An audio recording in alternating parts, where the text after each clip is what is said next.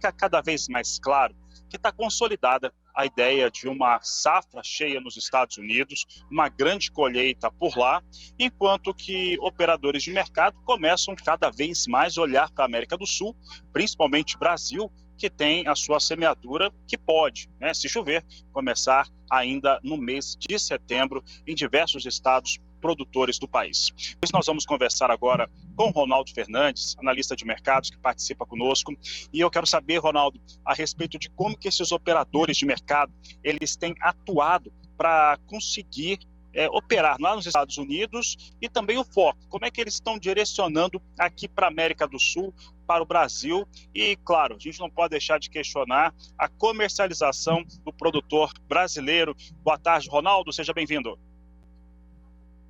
Boa tarde, Fabiano. Essa é a pergunta talvez mais importante. Qual que é o foco dos operadores e talvez qual que é o foco do próprio mercado? Porque recentemente nós tivemos uma série de eventos que perturbaram o foco do mercado. Por exemplo, na semana passada a gente teve virada do mês, já era mudança de semana, toda sexta-feira a gente já espera que vai ter um movimento mais agitado, mas a gente já tinha o final de uma semana, final do mês e também era o primeiro dia de aviso de entrega físico. O que é isso? O contrato de setembro ele vai sair da tela logo, sair da tela dia 14. E no dia 30 de agosto foi o primeiro dia de aviso, é como se a Bolsa estivesse dizendo o seguinte, olha, quem ficar aqui com essas operações, daqui para frente vai ser obrigado a entregar o produto nos armazéns cadastrados de Chicago. Então quem não quer entregar tem que sair agora, porque daqui para frente é só quem vai realmente mandar o caminhão lá para a porta do armazém. Então a gente teve isso. Muitas operações sendo realizadas, quem estava vendido tinha que sair, e para você sair de uma compra vendida, de uma posição vendida, você sabe que tem que comprar. Quando vai gerando muita compra, o mercado sobe. Então, primeiro a gente tinha isso. Primeiro dia de aviso de entrega física, e já fique sabendo, toda vez que estiver perto de liquidar um contrato, 15 dias, 10 dias antes, normalmente são 14, de 15 a 14 dias antes, você tem o primeiro dia de aviso de entrega física e vai causar essas oscilações que nós vimos na semana passada. Para aumentar ainda essa tensão, era a véspera de feriado prolongado. Toda vez que você tiver feriado prolongado, seja nos Estados Unidos ou seja no Brasil, você vai ter essas oscilações nas bolsas, porque as pessoas não querem ir para o feriado preocupadas com as operações que elas estão e como é que elas vão voltar, o que vai acontecer, então elas saem. Então, para começar, a gente teve na semana passada esses fatores. Primeiro dia de aviso de entrega física, mudança de mês, véspera de feriado prolongado.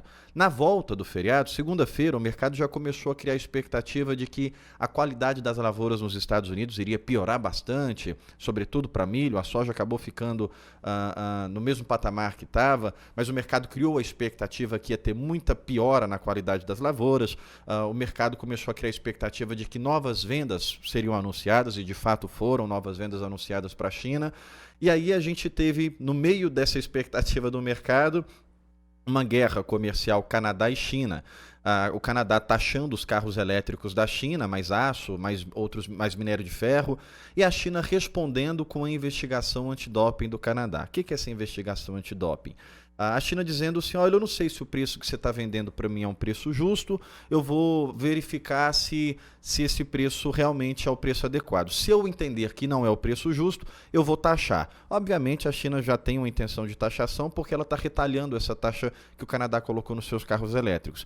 E o que isso impacta o mercado? A China compra muita canola, óleo de canola do Canadá.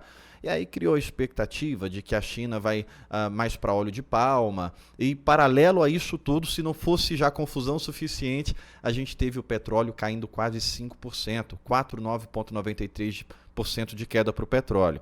As pessoas vão tirando o dinheiro do petróleo, elas precisam colocar em outro lugar. Foi colocando em soja, foi colocando em milho. O fato é que desde a semana passada até agora, o mercado está sem um foco definido para o fundamento. Ele está olhando muito para as interferências do lado de fora. Comportamentos típicos de operação de bolsa, não é a situação do grão. Por exemplo, primeiro dia de aviso de entrega física. Isso não tem nada a ver com grão, isso não tem a ver com oferta e demanda. Isso tem a ver com a dinâmica de bolsa. E claro que ela traz impacto. Guerra comercial China e Canadá. Será que tem força para poder movimentar o quadro de oferta e demanda?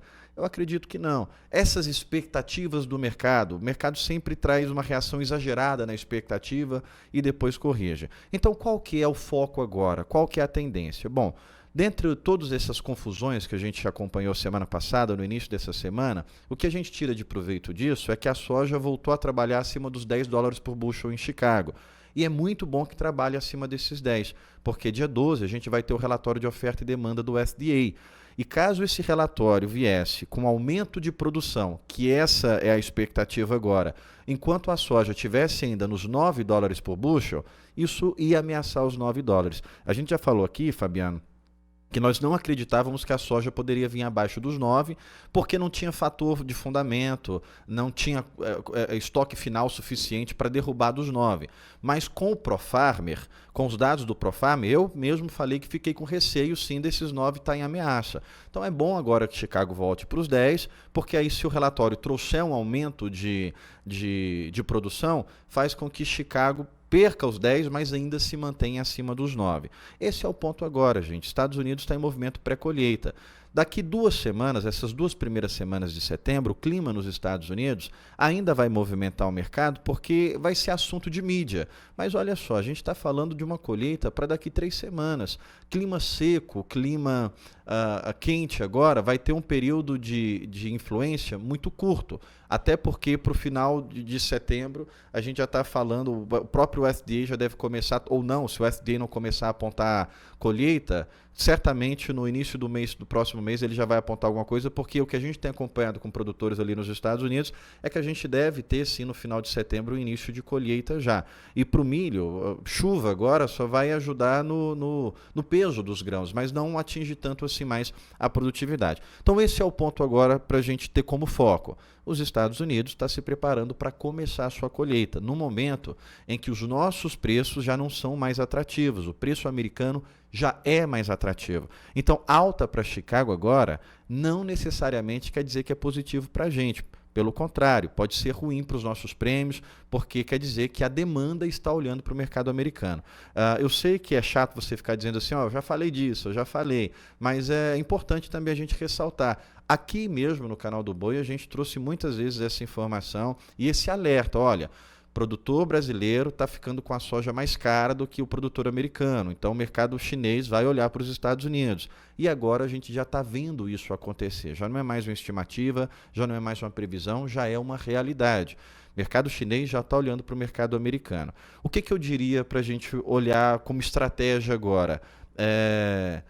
Chicago acima de 10, dólar acima de 5,60 e o nosso prêmio ainda na casa de 5,30, 5,40 são níveis interessantes para você aproveitar para a venda. A gente está de volta com preço porto na casa de 140. Claro que 140 hoje não é os mesmos 140 de julho. Quem vendeu lá em julho 140 vendeu melhor do que quem vender 140 hoje. Mas mais uma vez o mercado está voltando aí a dar uma oportunidade.